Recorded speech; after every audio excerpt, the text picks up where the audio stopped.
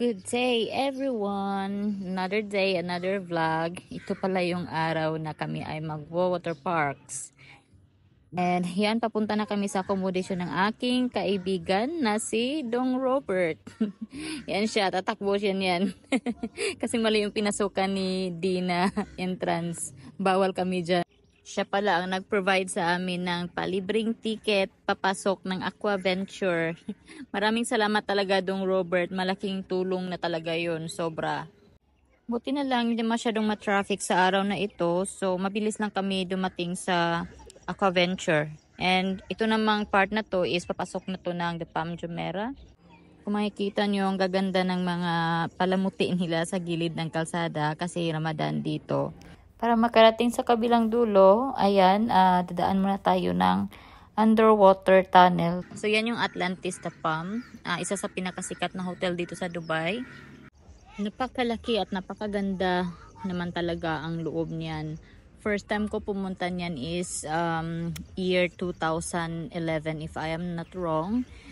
Pero di ako nagstay. Siyempre, sobrang mahal kaya niyan. Pumasok lang para tingin-tingin.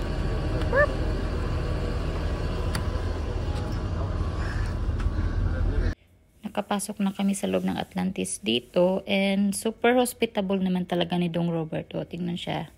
Nakapila na siya para kunin yung ticket namin. Sa entrance pa lang sinabihan na ako na sa Lazy River lang ako pwede. Kaya what to do? Hi! We're in Atlantis. Yes. Aquaventure. Aquaventure. So we will do the Lazy River. Grabe ang init. Naghahanap kami ng makakain bago mag Aquaventure. Yan, nakahanap din kami ng makakain and after is pumunta na kami ng Starbucks niyan para mag-order ng kape. O diba? 3 ticket pero kape lang hiningi ni Dong Robert. Nakapalit. O diba? Ganyan siya kabait. Thank you, Dong. Tapos na kami mag-Lazy River. Sila na lang dalawa magko-continue na activity. Ako hindi na allowed. Lazy River ang pwede sa akin. Ay nako, napakataas. Buti na lang talaga at ako ay buntis. Kasi kung hindi, wala. Wala akong magawa. Pipilitin nila talaga ako niyan. Natry ko na yan minsan sa Alamir. Sabi ko sa sarili ko, hindi ko na uulitin talaga. Masaya siya, pero nakakatakot. Para lang talaga yan sa mga taong mahilig sa mga extreme rides. So, ako nasa baba lang tingin-tingin. Nandun sila, Dio. Naka-line up. Yan yung pinakamababa, yung purple. Tapos siguro try nila yan din. Yan, yung orange pinakataas. Antayin ko sila dito. Kasi umakyat sila eh.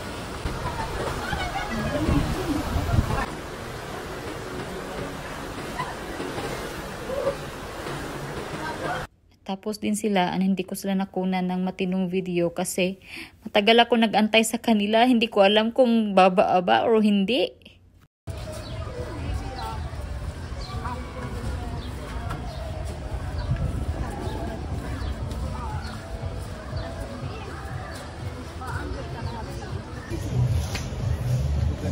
Nauhaw. You say, I'm thirsty. Who's thirsty? I'm thirsty. I'm thirsty. You can refill your If you like it, then should put a ring on it. If you like it, then should put a ring on it. Dito lang ako pwede.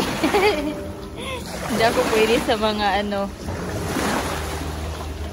activities. Kasi juntis. Lazy River lang ako pwede at saka sa ganito, mga gilid-gilid.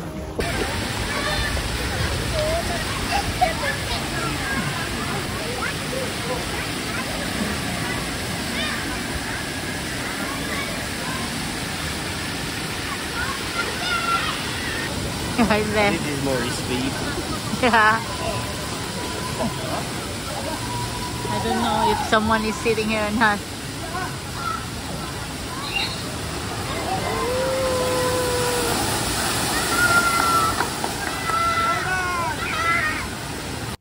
Alas 6 na kami natapos ng gabi guys. Grabe, sulit na sulit yung palibreng ticket ni Dong Robert.